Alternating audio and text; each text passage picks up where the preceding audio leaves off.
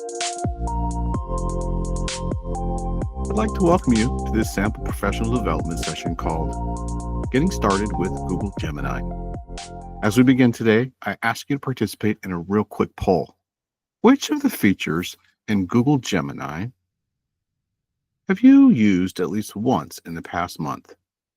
As you take time to consider that, here's a look at the agenda. After a brief introduction, we'll ask the question, why Gemini? Then we'll practice with a hands-on AI story test.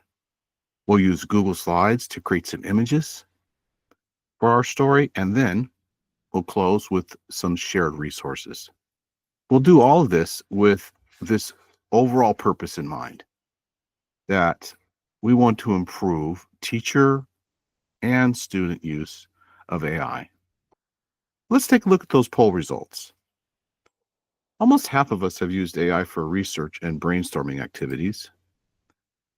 And it looks like the least amount of use is for meetings. Well, that's not surprising because we're almost 100% in person with our students and mostly in person for staff meetings and collaboration.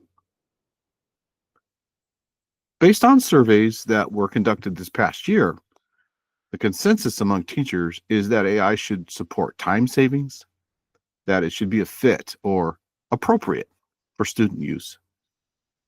We also saw that ease of use is important, and as it is really with technology in general, right? And they should always support standards-based instruction.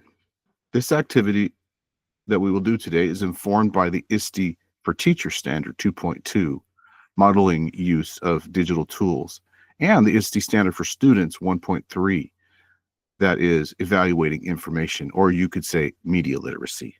And as you will see, we'll also address the 5th grade ELA writing standards.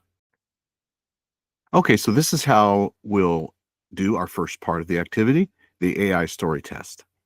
In Google Docs, I will enter this prompt and help me write. Tell me a story of a dog, a horse, and a pig having a grand adventure in New York City. Write it at a 5th grade reading level. Now, before we do this, we're going to make a few predictions just to see how the AI works. We'll compare our predictions with the names and places that the AI chooses for its story. Well, thank you for helping me make some predictions. Here's the names we have for the pig. We've guessed it'll say Wilbur or Porky. And for the dog, Rufus or Lassie. And for the horse, Ed and Shadowfax.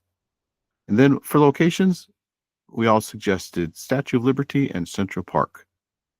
Let's go ahead and try our first draft here. I'm going to go to this tab, and this has the Help Me Write button. So I'm going to click there and paste the prompt. After I click Create, let's give it a second to create the first draft. And it's titled City Critter Crew, Barnaby the Beagle, and let's see, Penelope the Pony, and Percy the Potbelly Pig. Okay, well, those are some names that we didn't predict, but that's okay. And then I'm going to click Insert, and let's go ahead and see if these places stand out. There's Central Park. There's Times Square. So I'm going to take this first paragraph and copy that. And let's take this over to Google Slides. I want to go ahead and click Insert, Image, Generate an Image. There we go. Now I'm going to paste that first paragraph and click Create. I'm going to go ahead and use number 1. Click Insert as background.